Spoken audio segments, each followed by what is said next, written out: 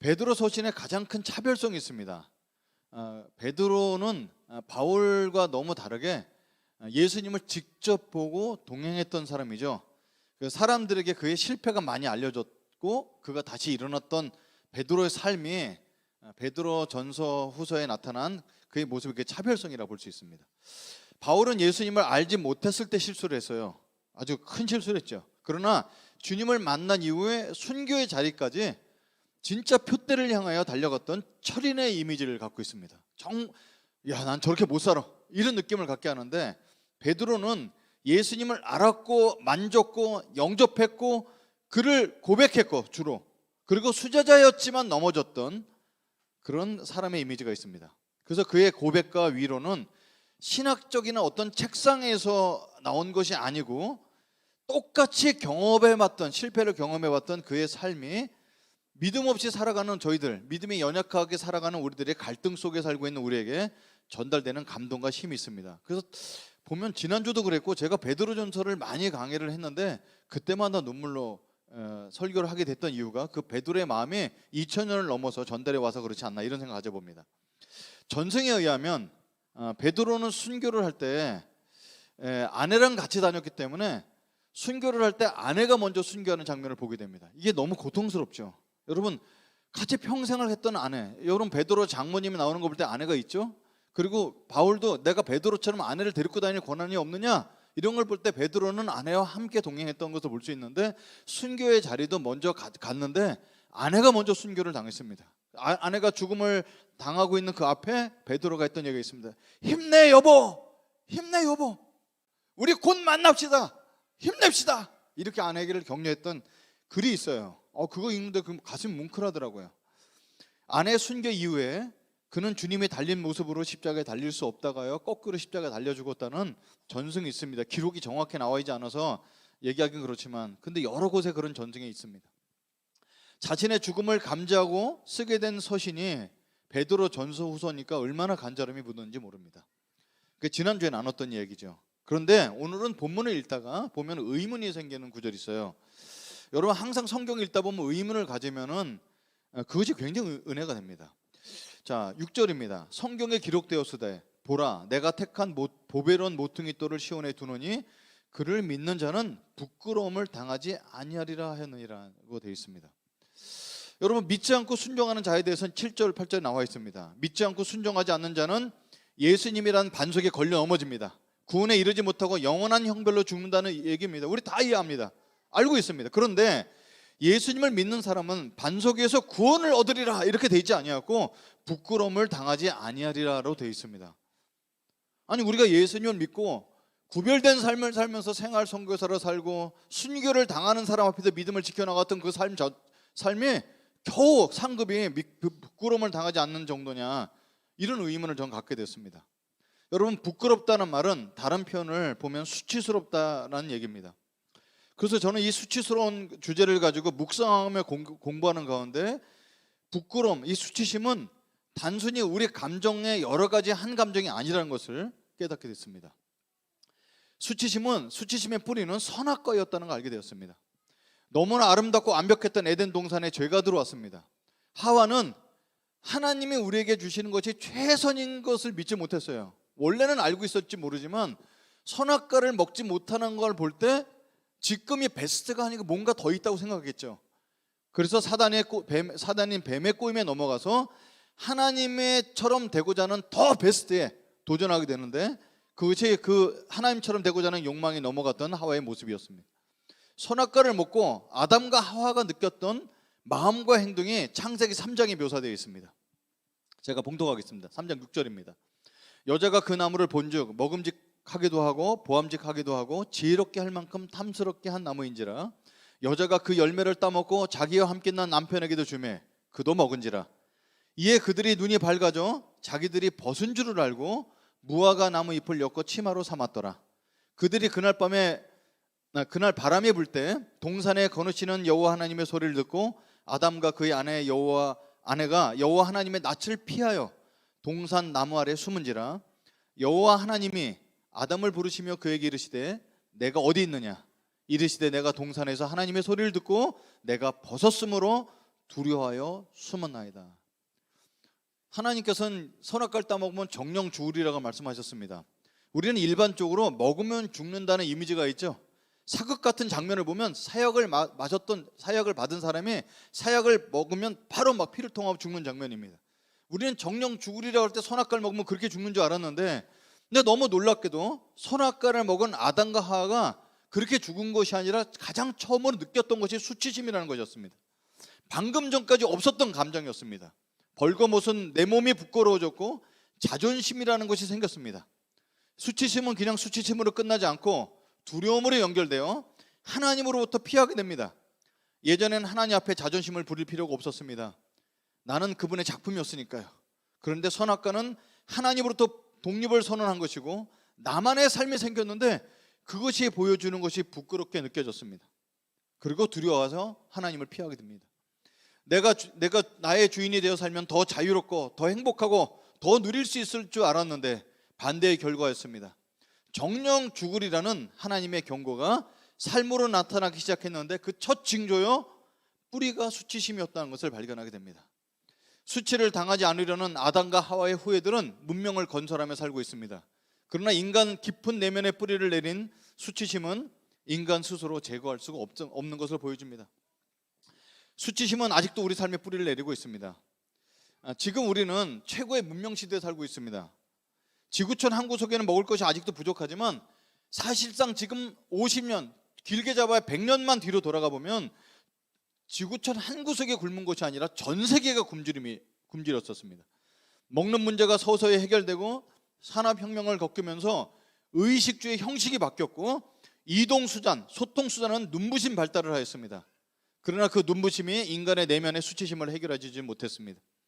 화장품과 화장기술의 발달은 인간의 근본적으로 더 아름답게 만들어주는 것이 아니라 덮어주고 감춰주는 기술이 되었습니다.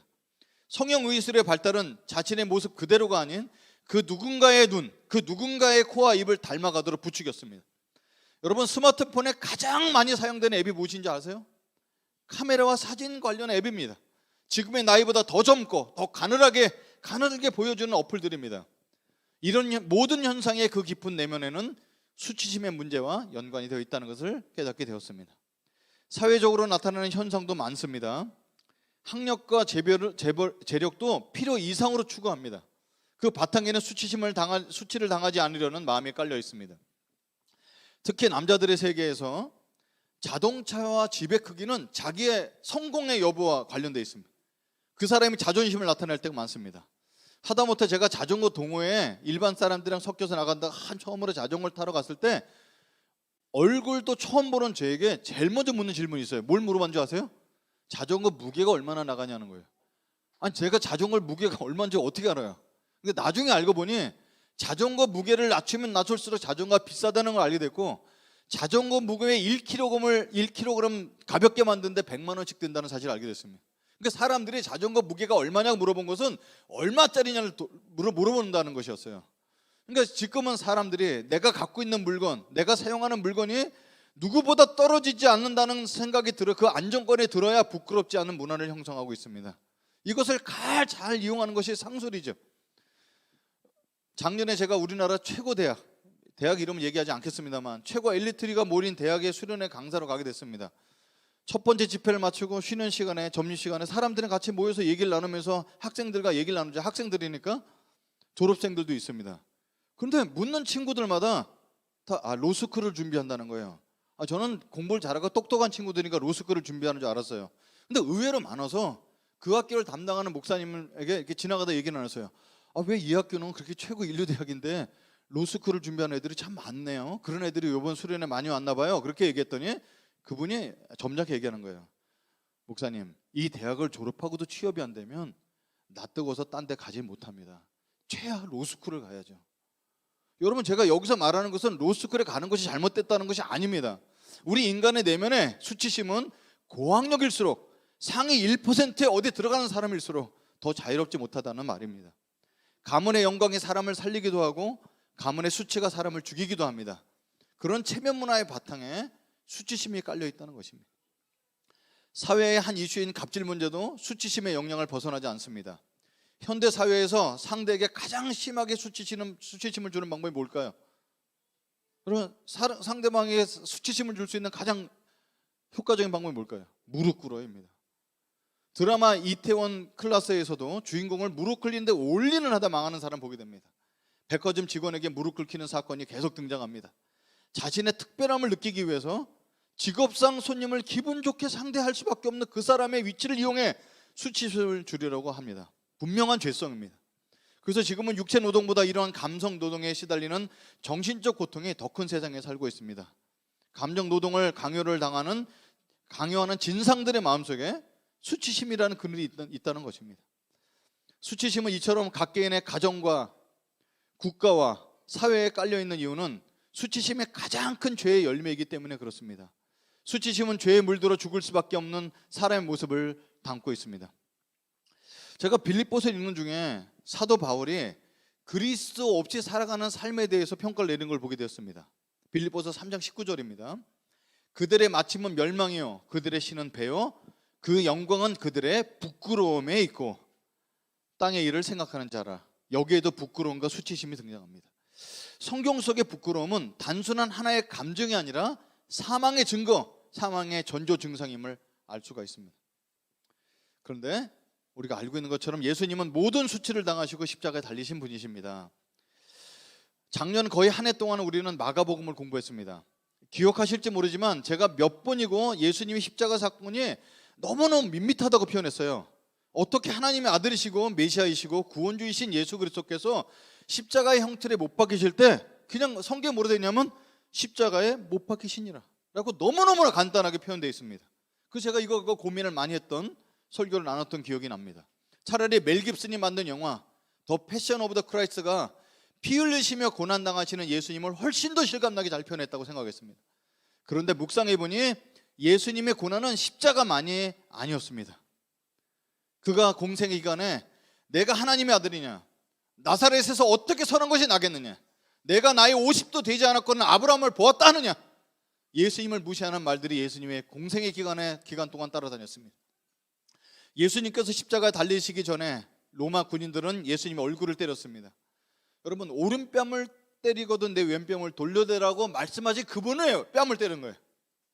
눈을 가리고 때린 후에 내가 선지자거든 누가 때렸는지 너 맞춰보라 하고 놀렸습니다. 얼굴에 침뱉음을 당하셨습니다. 다른 사람의 침을 내 얼굴에 묻히는 것은 매우 더럽고 불쾌한 느낌입니다. 고의로 침을 뱉는 것은 인격 모독이고 사람 취급하지 않겠다는 뜻입니다. 예수님의 속옷까지 빼앗았습니다. 예수님을 더욱 수치스럽게 하기 위함이었습니다. 예수님을 따르던 여제자들은 감히 벌거벗겨진 예수님의 십자가 근처로 가지 못했습니다. 예수님을 더 부끄럽게 할 수 없어서 멀찍이 떨어져 울기만 할 뿐이었습니다. 그리고 결국 십자가에 매어 달았습니다. 당시 사람들에게 십자가는 부끄러운 죄수들의 형틀이었습니다. 그래서 갈라디아서에서 바울은 내가 십자가를 부끄러워하지 않는다 이렇게 얘기하면서 십자가를 부끄러워하지 말라고 소리 높여 얘기했습니다. 왜? 십자가는 부끄러운 것이었기 때문에. 예수님의 십자가의 죽음은 인간이 느낄 수 있는 모든 수치심의 집합체였고 그것을 홀로 담당하셨습니다. 어쩌면 오늘 사도 베드로는 그 누구보다도 부끄러워해야 될 사람이었습니다. 그의 삶의 궤적이 그랬습니다.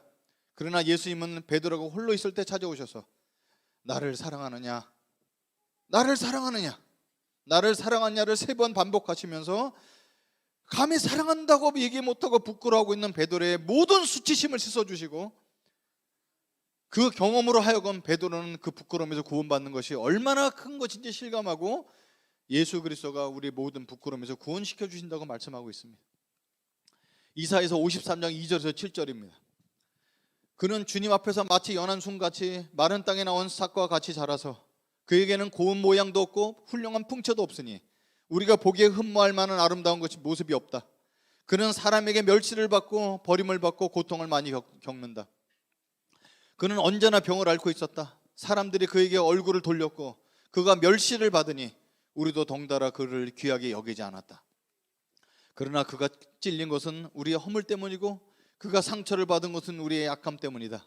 그가 징계를 받음으로써 우리가 평화를 누리고 그가 매를 맞음으로써 우리의 병이 나았다. 우리는 모두 양처럼 길을 잃고 각기 제 갈 길로 흩어졌으나 주님께서 우리의 모두의 죄악을 그에게 지우셨다. 그는 굴욕을 당하시고 고문을 당하였으나 아무 말도 하지 않았다. 마치 도살장에 끌려가는 어린 양처럼, 마치 털 깎는 사람 앞에서 잠잠한 암양처럼 끌려가기만 할 뿐이었다. 아무 말도 하지 않았다. 예수님은 우리의 모든 수치심을 구원하시는 분이십니다. 인간이 당할 수 있는 가장 큰 수치심이 뭘까요? 가장 큰 수치심, 인간이 당할 수 있는 가장 큰 수치심은 하나님의 구원에서 제외되는 일일 것입니다. 현존하는 인류뿐만 아니라 이 세상에 거쳤던 모든 인류는 예수님이 나타나실 때 심판받게 되어 있습니다. 이것은 하나님의 말씀이고 약속이기 때문에 우리가 이것을 부인한다고 해서 없어지는 것이 아니고, 우리가 잊어버리고 지낸다고 해서 잊혀지는 것이 아닙니다.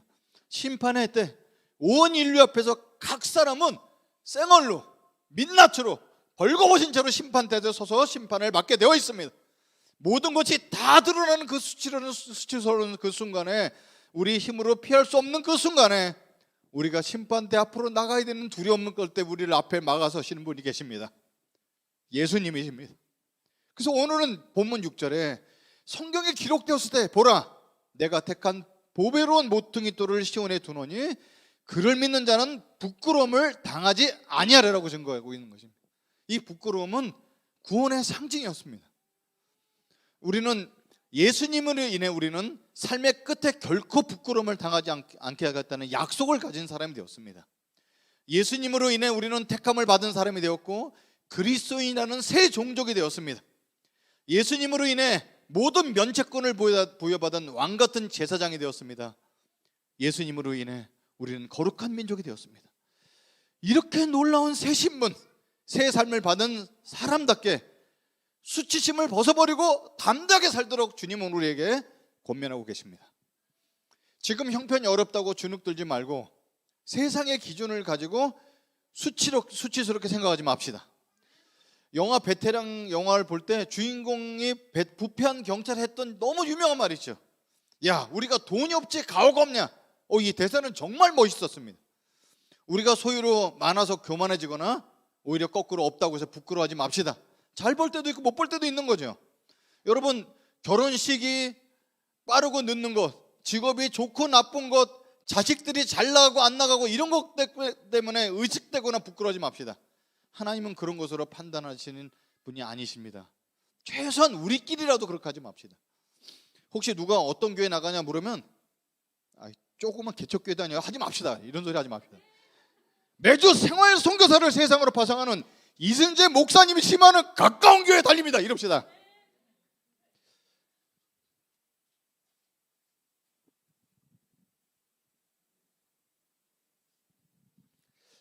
우리는 오히려 예수님 없이 그리스도 없이 살다가 결정적인 부끄러움을 당할 사람들을 긍휼히 여기는 사람이라고 부르심을 받았다는 말씀입니다. 혹시 지금 이 자리에 혹은 인터넷을 통해서 말씀 듣는 사람 중에 극단적인 선택 자살을 생각하는 분이 계시다면 그 마음에서 헤어나오시기를 권합니다. 우리가 살아가는 힘을 얻는 것은 예수님을 인한 소망이지 지금의 현실이 아닙니다. 성공보다 견디고 살아내는 것이 훨씬 더 중요합니다. 수많은 소명이 있지만 소명 중에 가장 근본적인 소명은 살아내는 것입니다. 양심 없는 사람들이 몹쓸 짓을 하고 오히려 뻔뻔하게 잘 삽니다. 그러나 반듯하게 살아온 사람들은 자신의 작은 실수에도 그 양심이 견디지 못하게 합니다. 그거 전 이해합니다. 그래도 삶을 버리는 것은 옳지 않습니다. 대가를 지불하고 살아내는 것이 더 큰 용기가 필요하고 더 용기 있는 일이고 수치심을 이기는 일입니다. 하나의 나라의 복음을 받은 사람은 결정적인 부끄러움을 당할 일이 없습니다. 이것이 얼마나 우리에게 큰 안정감을 주는지 모릅니다. 모든 사람, 모든 가정, 모든 역사는 결국 예수님이 필요하게 됩니다. 예수님께 붙어서 담대하게 사십시다. 우리의 부끄러움을 다 씻으시고 영원한 부끄러움에서 해방시켜 주신 주님을 찬양합니다. 잠시 기도하겠습니다.